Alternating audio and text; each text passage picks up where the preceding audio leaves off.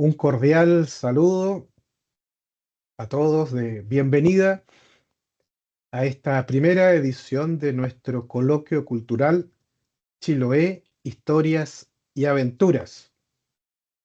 La Dirección de Humanidades y Cultura de la Universidad San Sebastián se ha querido sumar a este año de bicentenario de Chiloé con diversas iniciativas, como este coloquio que tendremos todos los días martes, todas las semanas, a las 11 horas. Estamos celebrando los 200 años de la incorporación del territorio de Chiloé a la República de Chile. Con esta integración de Chiloé al resto del país, todos ganamos el tesoro de cultura, de tradición, de patrimonio que ha aportado esta maravillosa zona de Chiloé a todo el resto del país. Y a lo largo de estas sesiones semanales vamos a ir conociendo, profundizando, revisando parte de ese gran patrimonio cultural chiloense. Y para comenzar en esta primera sesión del día de hoy, el profesor Gerardo Alcalde, historiador, nos va a dar un panorama previo, general, una visión global, geográfica, histórica, acerca de las raíces en las cuales se hunde la historia y la geografía de Chiloé. Gracias, don Gerardo. Adelante. Muchas gracias, Mauricio, y bienvenidos a todos y agradecido por su participación en este coloquio. Efectivamente, nosotros, con ocasión del evento que nos relataba Mauricio, que es el término del proceso de independencia de nuestro país con la incorporación de Chiloé, que fue el último bastión español que se rindió en esta guerra de independencia, incluso el Callao asumió la derrota, se rindió días antes que Chiloé. Es decir, hace 200 años nuestro país termina su proceso de independencia. Pero Chiloé, uno puede empezar a mirar distancias grandes, tanto históricas como espaciales. Entonces, ese es el ejercicio que hemos querido hacer hoy día, de tomar un poco de distancia y decir, bueno, sí, 200 años este acontecimiento, pero resulta que también son 500 años de el momento en que no sabemos, las fuentes no lo hemos encontrado aún, en que europeos pasaron junto a las costas, no tenemos el registro si avistaron o no Chiloé, pero en una segunda expedición que intentó dar la vuelta al mundo, una de las naves de esa expedición, una vez atravesado el estrecho de Magallanes, en vez de seguir hacia el oriente, o sea, hacia el occidente, hacia la especería, decidió ir costeando Sudamérica para llegar a México. Eso fue en 1526. Entonces podríamos decir son 500 años del momento en que los europeos estuvieron más cerca de Chiloé. Pero también nos podemos ir un poco más atrás en el tiempo y podemos decir, bueno, en realidad llegaron habitantes, llegaron los seres humanos a este territorio hace varios miles de años, por lo menos 7.000, 8.000 años. Y luego también nosotros podemos alejarnos un poco geográficamente. Entonces, por lo menos supongo que los que somos más bien del Chile central o del norte, hemos tenido una imagen de Chiloé como un lugar muy al sur de Chile. Y para los que somos más grandes, que vivimos un buen tiempo antes de que hubiera autopistas hasta Puerto Montt, los más jóvenes no saben, pero por mucho tiempo hubo una carretera, no autopista, con una pista por lado. Es decir, para nosotros llegar a Chiloé, los viajes en avión eran más caros, en auto era una aventura. Era un sur muy lejano, más que ahora. Pero resulta que, bueno, y es una isla. Es una isla más allá de la parte más al sur, que sería, no sé, Puerto Montt, antes de ella, el extremo sur. Pero si es que uno mira si es que uno se aleja un poco de la primera imagen que está en la diapositiva más a la izquierda, que está como Chiloé y su entorno, uno se aleja un poco y uno ya empieza a reconocer que en Chile hay varias configuraciones geológicas, ¿no es cierto? Geográficas también se podría decir, que reconocemos. Los valles litorales, la cordillera de la costa, el valle central, la precordillera, la cordillera de los Andes. Y es como que al llegar al mar, en el estuario del Roncaví, ¿no es cierto?, hasta Puerto Montt, es como que eso se acabara. Pero en realidad, hace algunos miles de años, en tiempos glaciales todavía, el nivel de agua era más bajo que el que conocíamos, y entonces nuestra isla de Chiloé sería en realidad continuación de la cordillera de la costa. Y lo que hoy día conocemos como mar interior o los canales más al sur serían un poco el Valle Central y la cordillera de los Andes continúa. Y entonces, al terminar es la última glaciación, al subir el nivel de las aguas, fueron quedando como islas, Chiloé y el resto el archipiélago de Chiloé y el resto del archipiélago, de lo que antes habrían sido cumbres de la cordillera de la costa o cumbres como Cerro Islas, ¿no es cierto?, dentro de este valle central. Entonces, la configuración geográfica de Chiloé es la de todo Chile, no es distinto. Ahora es una isla, pero nace, se genera igual que el territorio más al norte. Ahora, si nos alejamos un poco más y vemos Sudamérica, acá podemos reconocer como algo muy importante la cordillera de los Andes, por una parte, y por otra parte, ¿no es cierto?, el macizo sudamericano. Y esto se produce, como ustedes saben, por la teoría de placas, porque una placa se superpone a otra y surge esta tremenda montaña.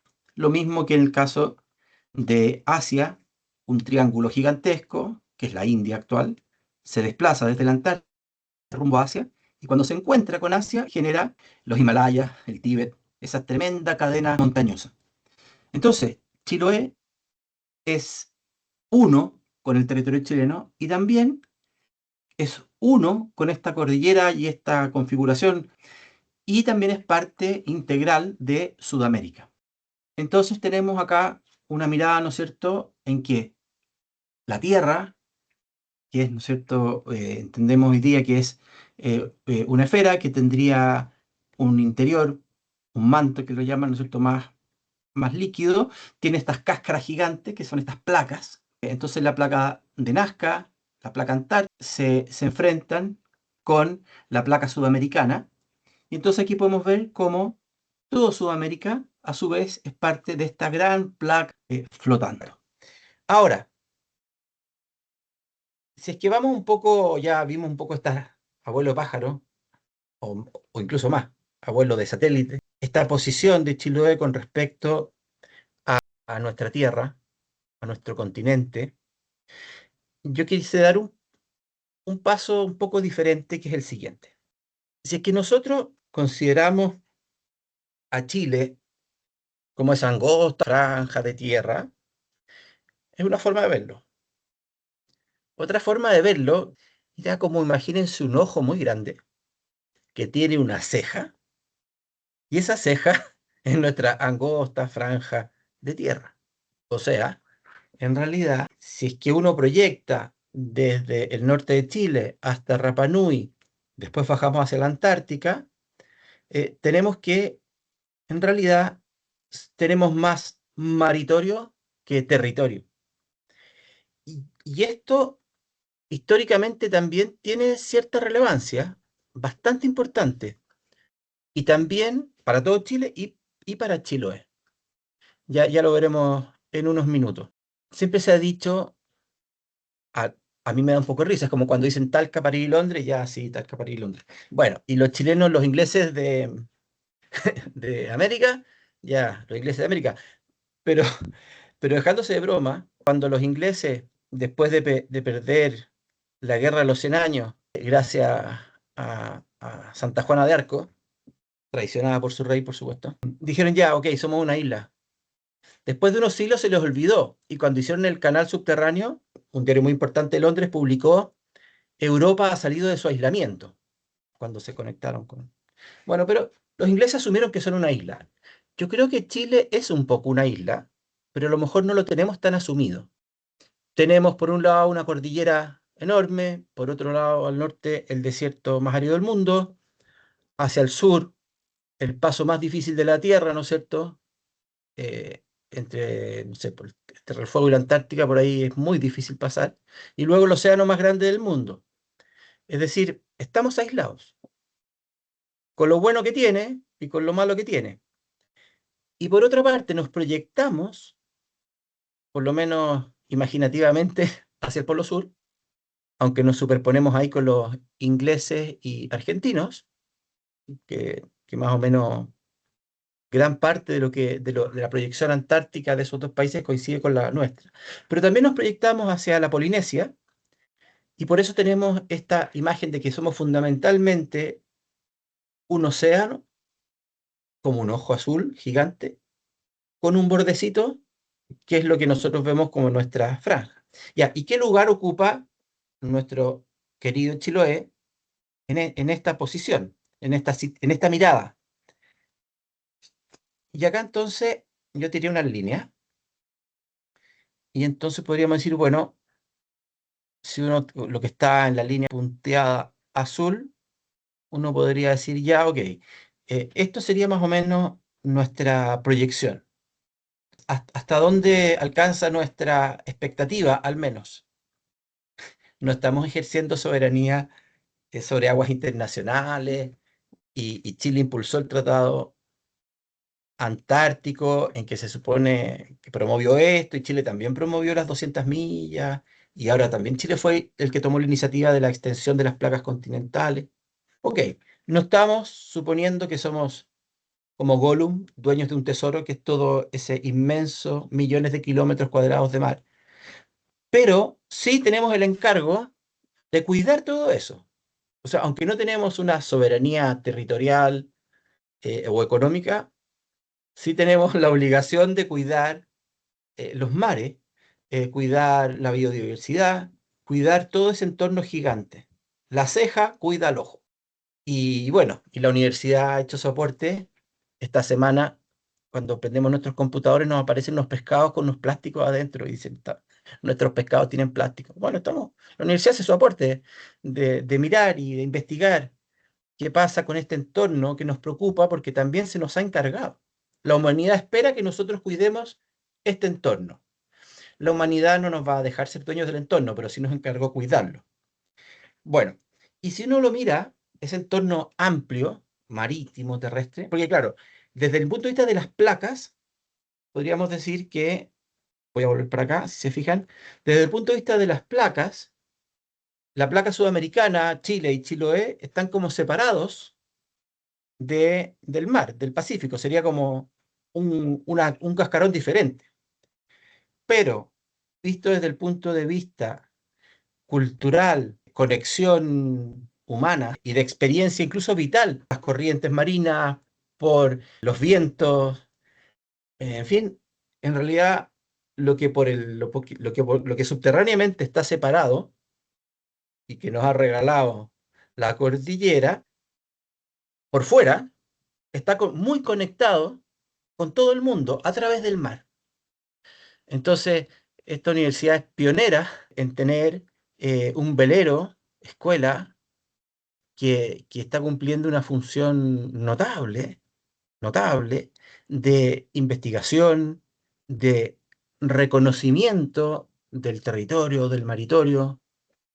El velero Centinela 1, no sé si ustedes saben, hasta hace muy poco podríamos decir, se preparó y se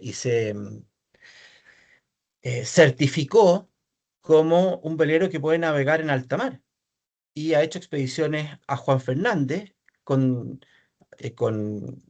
haciendo investigaciones científicas importantes, y también en los canales del sur. Entonces, nuestra universidad está muy atenta a esas realidades, y vinculación con el medio, con su velero escuela, es no solo pionera, sino que yo diría que está a la vanguardia de esta conciencia y de esta labor. Y en este panorama, ya Chiloé parece que no es tan marginal, no es tan marginal. De alguna manera, si uno tira líneas, ahí tenemos esas líneas naranjas que yo les puse. Claro, la distancia que hay entre Chiloé y el Polo Sur es varias veces la distancia que hay entre Chiloé y Arica. Bueno, no sé si varias veces, será 2 veces. Alguien me podrá corregir. O sea, a ver, pero es más o menos, sí, es casi como el mapa de la derecha, casi. Pero si se fijan, está en una posición bastante estratégica. Y, y lo estuvo, ya veremos cuando entremos en la parte histórica, todavía estamos en la parte más geológica o, no sé, geográfica. También fue el centro de muchas cosas, digamos. Bueno, y también quería decir que la Tierra, nuestra Tierra, está en constante cambio, en constante movimiento. De hecho, alguno de ustedes habrá tenido la experiencia de gente de otras partes del mundo, claro, no islandeses o noruegos, pero de otras partes del mundo en que el mundo como que ya está hecho, digamos. Y una de las cosas que les gusta de venir a Chile es que todavía hay volcanes activos, todavía hay glaciares que están creando valles, todavía, bueno, eso supongo que no quisieran vivirlo, pero hay terremotos. Es decir, estamos de alguna manera nosotros en una circunstancia como muy pretérita. O sea, si es que alguien quiere tener una experiencia como de viajar al pasado, pero a un pasado de millones de años atrás, viaje a Chile. Vaya a la Antártica, vaya a las Torres del Paine, vaya a la Laguna San Rafael, al Cajón del Maipo y encuentre amonites, pero no puede llevárselos para casa, pero ahí están. Es decir, como que tenemos esa experiencia no solo de ser como, de tener fiordos y un archipiélago magnífico, con muchos más islas, por cierto, que los noruegos, que están orgullosos de eso, sino que además estamos todavía como en construcción y lo vivimos. Sabemos que la falla San Ramón, por ejemplo, para los que son de Santiago, es una falla que hace algunos millones de años no ha tenido grandes movimientos, pero perfectamente podría borrar prácticamente Santiago. Y ahí está. Y estamos felices construyendo casas. Y hay universidades que se instalan ahí en la falla. Es interesante. Bueno, y ahí entonces vamos a esto. Ya, si decimos que hay una conexión con las placas tectónicas, hay una conexión con el mar. Ahora, en algún momento, la Antártica estuvo unida a Sudamérica, ¿no es cierto? Ahí tenemos Pangea, unos 200 millones de años atrás, y alrededor de 65 millones de años atrás, ya se fijan, era más o menos, la Tierra estaba más o menos como la conocemos. Es decir, desde aproximadamente la época en que desaparecen los dinosaurios, la cosa está más o menos como la conocemos. Si se fijan, claro, Sudamérica no está totalmente unida, pero está casi conectada la Antártica con el extremo sur de Sudamérica. ¿Y esto por qué lo comento? Porque hay investigadores que han descubierto hace muy poco, no lean el texto, es largo, pero y esa isla que está ahí es una isla que está un poco más al sur que Chiloé. Pero lo que es muy interesante es que investigaciones desde la Antártica hasta la Patagonia han descubierto que desde 65 millones de años atrás hasta 20 millones de años atrás, imagínense cuánto es eso de tiempo, mucho. Había un ecosistema común entre la Antártica y prácticamente Chiloé.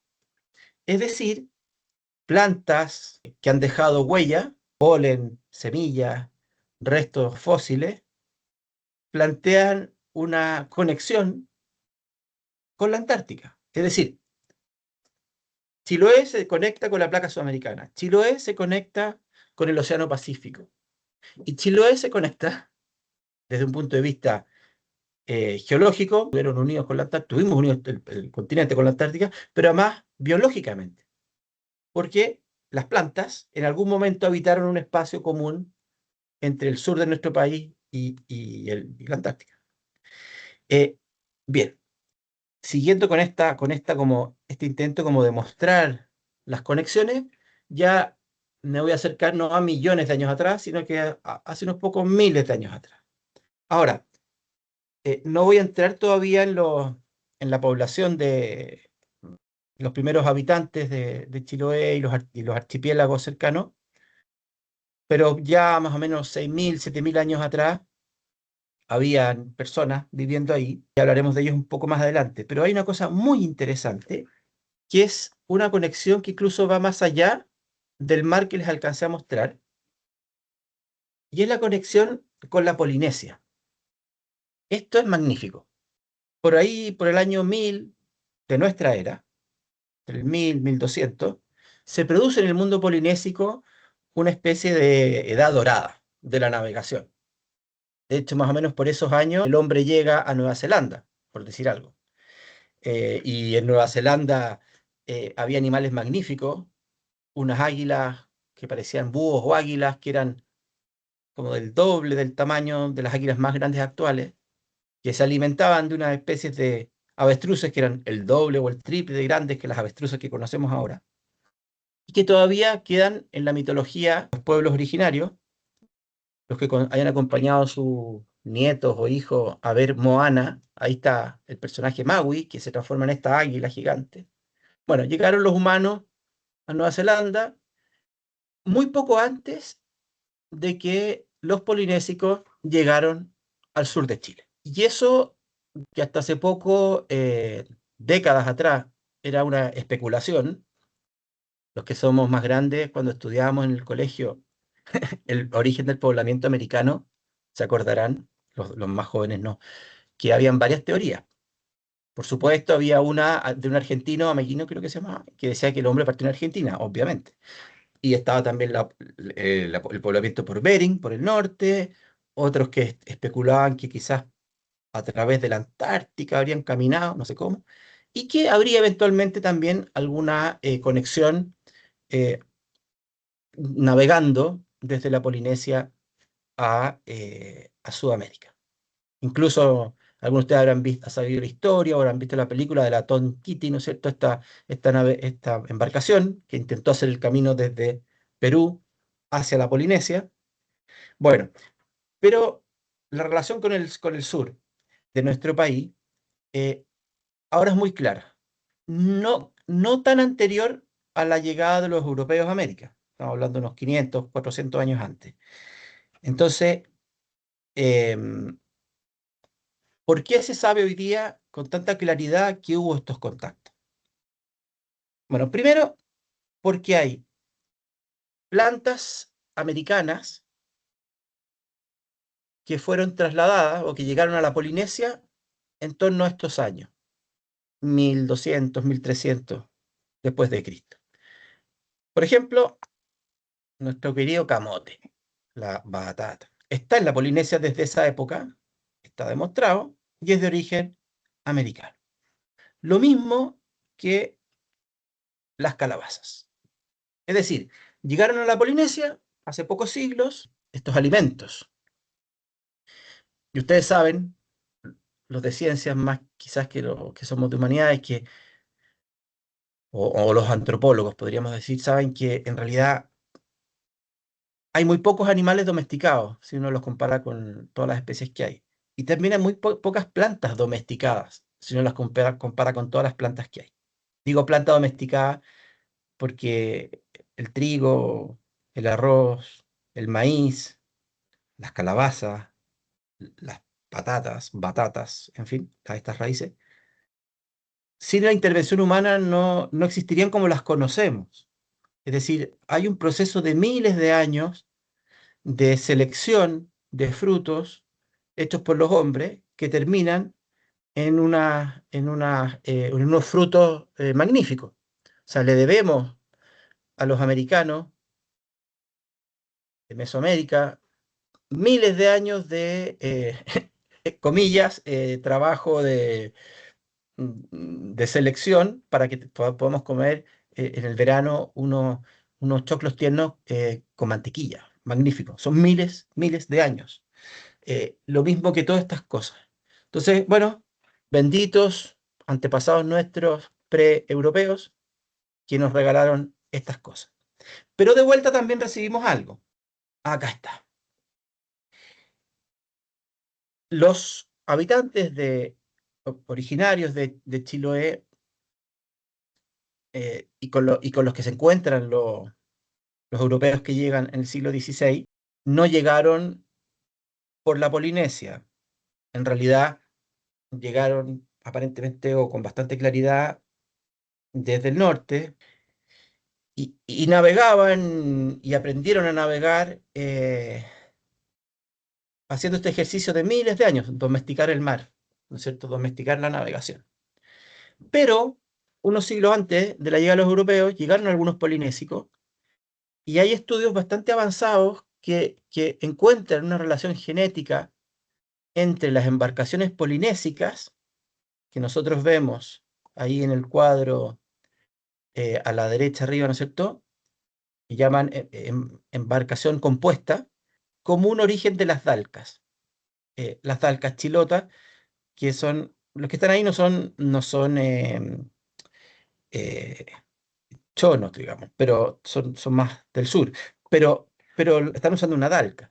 Entonces, los polinesios, en esta edad dorada, también se toparon, ¿no es cierto?, con el sur de Chile, llegaron a Chiloé, y les enseñaron a nuestros antepasados a hacer unos botes magníficos. Y al tratar de retornar, al tratar de hacer su tornaviaje a la Polinesia, tuvieron que seguir por la corriente de Humboldt bastante hacia el norte y bastante ya en las costas de Perú, bastante, no sé, como a la mitad del territorio peruano. Ahí encontraron una corriente que los llevó de vuelta a la Polinesia, cargados de calabazas y camotes. Pero, pero nos dejaron dos tesoros. Aparentemente eso está bastante claro. Estas construcciones, las dalcas, que son magníficas porque son maderas cocidas, trenzadas, que se pueden armar y desarmar, que son muy flexibles y que no solamente les sirvieron a los polinesios para navegar en alta mar, sino que además a los aborígenes, a los pueblos originarios, más bien, del sur de Chile y hasta el Estrecho Magallanes, desde Chiloé hasta el Estrecho Magallanes, para navegar por los canales del sur. Entonces, hay, hay- estamos hablando ya de prehistoria. Hay una conexión con la Polinesia importante. Pero no solo las dalcas, vamos en camino ya casi a una certeza de que fueron un regalo a los polinesios, sino que además tenemos este otro regalito que nos trajeron desde la Polinesia.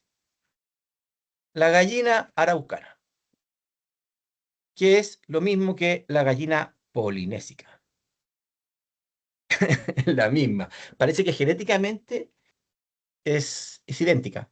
Y se han encontrado hasta hace no mucho tiempo entierros en la zona de Arauco y más al sur, en que junto a huesos, ¿no es cierto?, de nuestros antepasados parientes, estaban restos de estas gallinas polinésicas. Es decir, claramente está datado desde cuando las tenemos. Ustedes las habrán conocido alguna vez porque son muy apreciadas, porque tienen estos huevos de color medio verdoso o azulado, pero a los mapuches les gustaba mucho porque no tienen muchas plumas en la cola, entonces son más difíciles de que los perros o los animales las atrapen.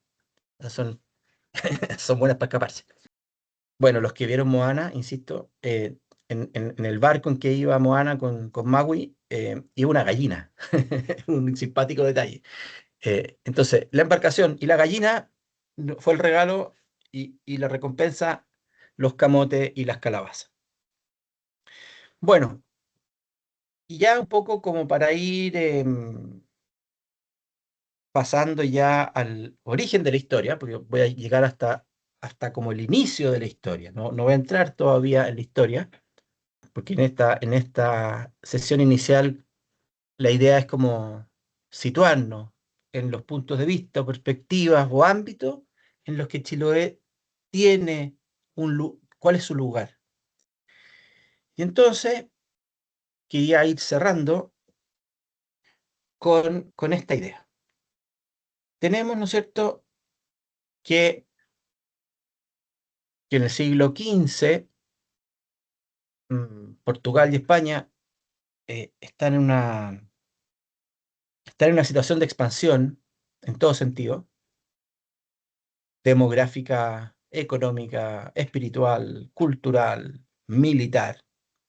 Los portugueses terminaron el proceso que ellos llaman de reconquista, derrotando a los musulmanes en la península ibérica y ya se toparon en territorio castellano, entonces Portugal quedó antes con un territorio constituido más o menos como lo conocemos, y entonces empezaron a proyectarse más allá de su territorio y comenzaron navegaciones hacia África y descubrieron alguna isla, pero los portugueses se fueron proyectando y gracias a, bueno, y también los españoles, hacia las Canarias, en fin, hacia África. O sea, España y Portugal estaban en una competencia por conquistar territorios fuera, en el siglo XV, fuera de su espacio. Y eso en parte por temas similares a los que estábamos viendo recién de las gallinas con los huevos azules, las calabazas, las camotes, que era el tema de las especias. Las especias, ustedes saben, el clavo, la canela, la nuez moscada, eran muy apreciados en Europa y pasaban como por 12 intermediarios a través de las rutas que venían desde el sudeste asiático hasta Europa. Entonces el valor de esas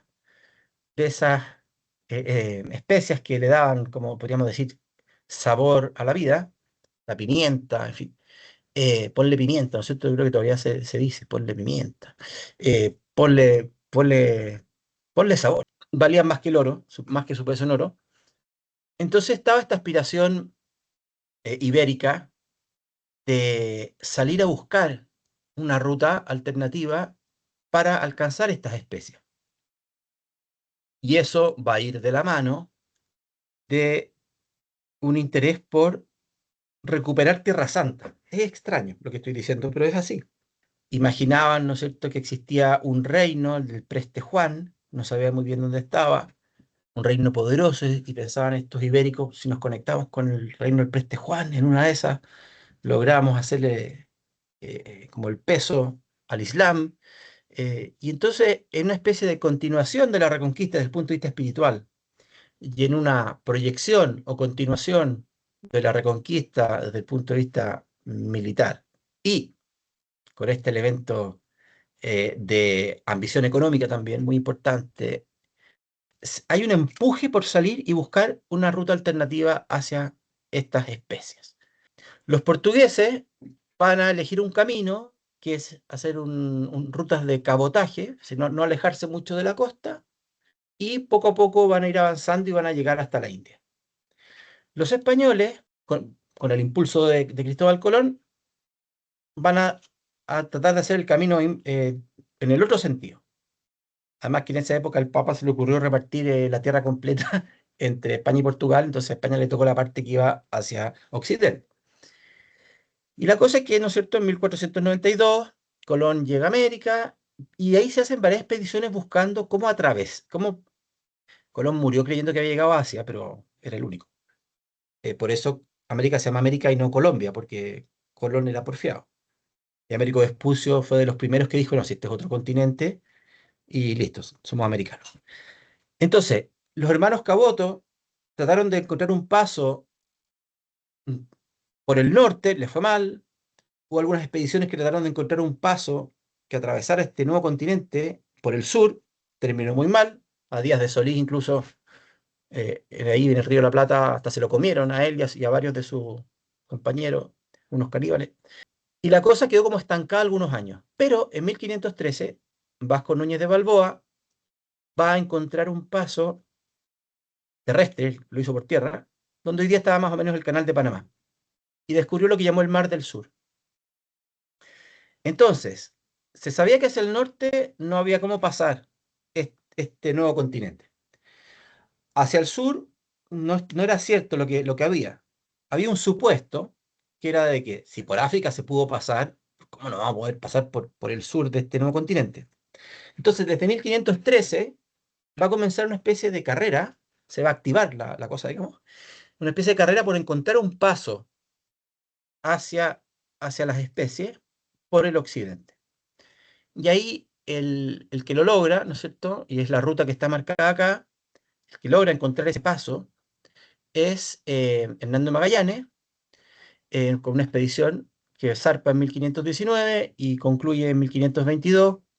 Llega uno de los 5 barcos, 18 de los 280 tripulantes. Después de 3 años, dan la primera vuelta al mundo. Y acá hay algo muy, muy interesante, porque si es que uno lo piensa, si no fuera por el estrecho Magallanes, no se podría casi pasar por mar al Océano Pacífico desde el Atlántico. Porque incluso hasta el día de hoy, si tú no pasas por la ruta del estrecho, pasar por el mar de Drake, pasar entre Sudamérica y la Antártica es muy difícil actualmente para buques muy, muy grandes, con mucha capacidad. Es decir, impasable. eh, Habría sido impasable hasta fines del siglo XIX probablemente, o mediados del siglo XIX. Entonces Magallanes encuentra ese paso. Ustedes saben que en Asia hay una situación bastante similar con el estrecho de Malaca. Y por ahí pasa prácticamente todo el comercio marítimo que tiene que atravesar desde el Pacífico hacia el Índico. El mundo es curioso, porque somos 3/4 de la superficie es mar, pero las conexiones son muy complejas. Entonces, así como el estrecho de Malaca es clave para pasar del Pacífico al Índico, el estrecho de Magallanes era clave para pasar del Atlántico al Pacífico. Y entonces Chile fue descubierto en realidad en 1520, no en 1536. Es decir, claro, Chile es el último lugar al que llegan los españoles por la vuelta del norte, digamos. Qué sé yo, el Caribe, pasar el paso de Darién, lo que actualmente es Panamá, y después ir por el sur, ¿no es cierto? Colombia, Ecuador, Perú, Chile. Es decir, por ahí, por ese lado, fuimos el último, fuimos el Finisterra. Pero, pero en realidad, por mar, fue descubierto nuestro territorio, no descubierto, fue encontrado por los europeos en nuestro territorio en 1520. Se celebró la primera misa en Chile también, los primeros bautizos, en fin, los primeros encuentros. Algunos felices, otros no tanto, pero los primeros encuentros entre culturas que llevan miles de años en esta tierra y otros que estaban recién apareciendo.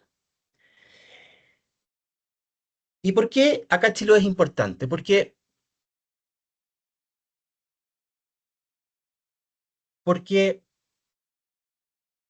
si bien España por mucho tiempo tuvo claro que el paso lógico, más barato, más eficiente para atravesar los océanos era hacer este tramo por tierra, por Darién, actual Panamá, pero eso no siempre funcionaba. De hecho, a partir de 1701 se puso muy complicado el paso por ahí. Y entonces el estrecho Magallanes, a partir de comienzo del siglo XVIII, es una alternativa muy, muy importante. Un poco lo que está empezando a pasar ahora con el cambio climático, las dificultades para los turnos para pasar por el Canal de Panamá, han hecho que se reactive el paso por el estrecho Magallanes. Y eso ha hecho que tanto China como Estados Unidos estén preocupados de construir bases militares y navales en torno al estrecho Magallanes. Se está activando ahora, igual que hace 225 años, la importancia de este paso. Eso es para España. Pero ¿qué pasa con los enemigos del Imperio Español? No podían atravesar Darién, porque había fortificaciones españolas. Entonces, los piratas ingleses, franceses, holandeses, la forma que tenían de acceder a Perú y a México era por el estrecho de Magallanes. Y el estrecho de Magallanes va a tener un punto hacia el norte, el primer punto, digamos, habitado, habitable y también asaltable por los piratas, va a ser Chiloé. Entonces Chiloé, o sea, si el estrecho de Magallanes es el paso, Chiloé es la puerta. Chiloé es la puerta para el Imperio Español del Pacífico. Y por eso Chiloé es clave en la historia de Chile. es tan preciado que la Capitanía General, el Reino de Chile y el Virreinato del Perú, comillas, peleaban por Chiloé. Es decir, un tiempo dependió de Perú, otro tiempo dependía de Chile, mayoritariamente. Los piratas nos hacían el favor de pasar a maltratarnos en Chiloé. Un poco pareció con los Juan Fernández. Juan Fernández también era una escalada de piratas. Entonces, eh, Chiloé y Valdivia, pero sobre todo Chiloé, ¿no es cierto?, son como la puerta, el cerrojo del Imperio Español. Entonces, en nuestra historia, Chiloé jugó un papel importante. Chiloé nos cuidaba. Es decir, Chiloé y Valdivia hacían de alguna manera de contención para los demás al norte. Bueno, y como ya para cerrar, así como un detalle que es anecdótico quizá, pero no sé si ustedes sabrán que la papa, hay dos lugares donde hay muchas variedades de papa, en Perú y en Chiloé. La papa que se ha propagado por el mundo es la papa chilota, con la que se hace el vodka, con la que se hace la tortilla de patatas. Esa es de ahí. Es decir, eh, hay que agradecerle a nuestros antepasados originarios de esa zona por las papas.